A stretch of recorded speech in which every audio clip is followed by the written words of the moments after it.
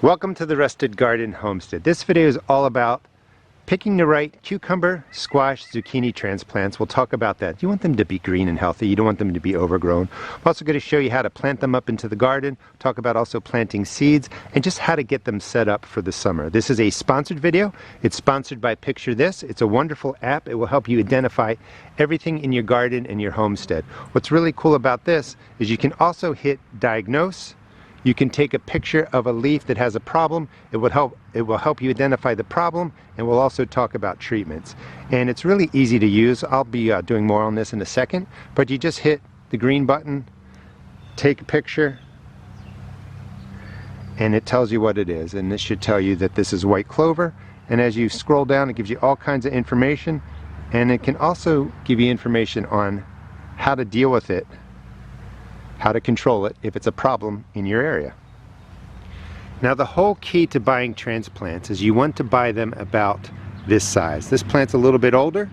You can see some of the leaves are bigger, but you want your transplants to be green, no flowers. You don't want them to be yellow. You don't want them to be flowering or fruiting when the root systems are only this big. That's not a big enough root system to deal with supporting flowers, supporting fruit growth. You know, you're paying almost $3–4 for a transplant. Make sure it's green and healthy, and it's about this size. These are the first leaves that break the surface, and then you want to get the plant when it only has 2, maybe 3, but again, nice and green, no flowers, no fruit. Your warm weather crops, cucumbers, yellow squash, winter squash, green zucchini, really do well from seed, so you don't have to spend extra money buying transplants if you don't want to. If you do, this size, not past that. Alright, so let's get out into the garden. I'll show you how to plant. I've been using PictureThis to identify unknown trees, flowers, bushes on my property. I want to show you how easy it is to use. I also use it to identify problems on plant leaves. You hit identify, camera comes on, there's a button right there. Just get the leaf into focus and take a picture. It's going to do all the work for you. And you can see that this is the sweet potato. I'm growing slips indoors, and then it gives you all this great information. Description of the plant, history, pest and disease, care guide, everything you need to know to take care of the plant. What I also like is that then you can hit add to my garden. Let's go back. And now it's in your garden. You have a nice catalog going of everything you might be growing. You would just hit the picture and it gives you all kinds of information. Also, if you hit collected, it shows you everything that you've been taking pictures of. And it took me maybe 10 minutes to add about a dozen plants into my catalog.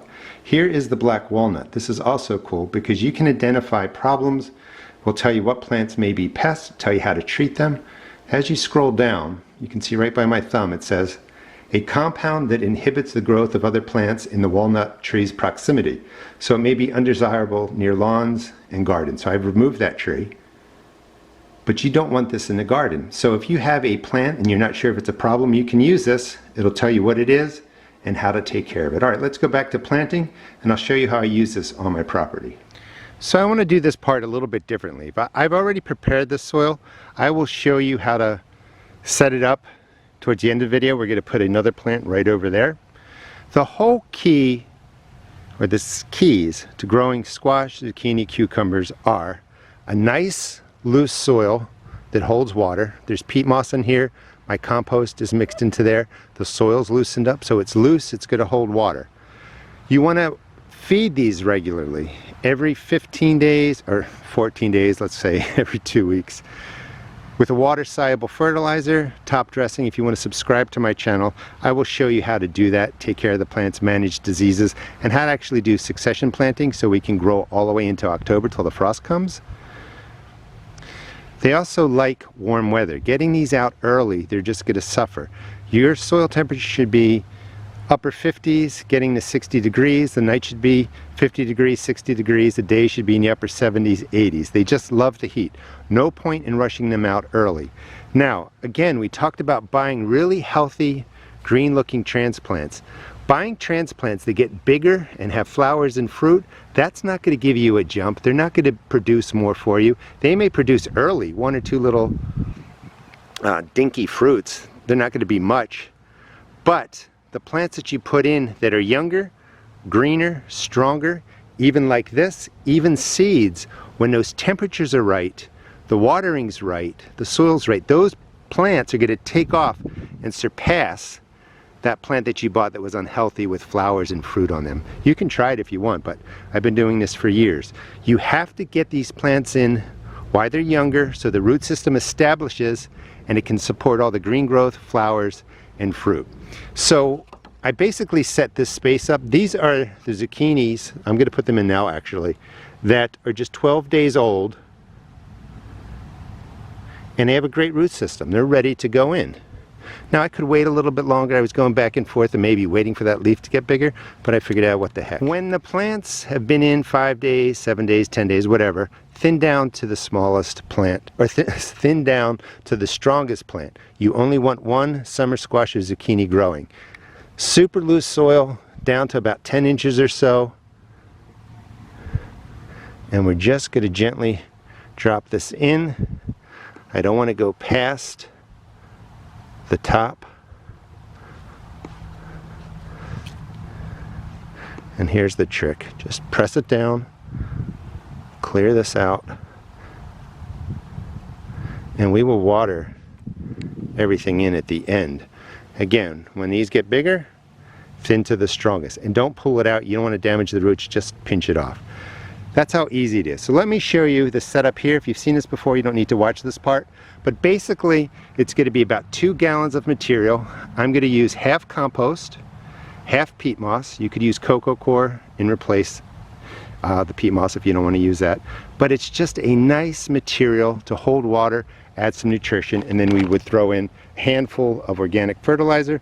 That's, you know, maybe 2 tablespoons, 3 tablespoons, it really doesn't matter. But this mix is what's going to hold the water, keep everything loose. Your plants are going to love you for it. PictureThis is a great app to identify plants, identify problems, come up with solutions, and let's just see what it can do here. Identify, quick picture, and it's able to tell you that this is winter squash, which is pretty cool. Now when this gets bigger and it has an acorn on there, or it has the butternut squash on there, it'll be able to tell you the exact variety. Highly recommend PictureThis for your garden. So this is going to go right here. Mixed in here is half peat moss, half compost. You may not have that. If you don't have that, this could just be about 2 gallons worth of any potting mix. That will just loosen up the soil. Throw in 2 or 3 tablespoons of any granular organic fertilizer that represents N, P, and K. And again, if you want to subscribe, I'll show you how I top dress, you know, keep feeding these plants over the season. And in the past I said, you know, go down probably too far. 10 inches is fine. Just loosen this all up. And now, I mean, you could dig the hole. I guess I'll do it the right way. But these plants want to grow. They grow roots that go straight down. They grow surface roots. So this is just prepping it for full root growth. Give it a turn. Looks pretty good.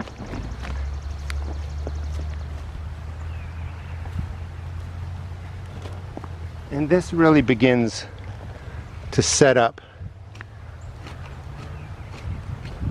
your planting area to have really successful cucumbers, squash, zucchinis. This works for melons. Some red clay, great micronutrients. Here's the transplant. This got a little bit spindly, so we're going to go a little bit deeper.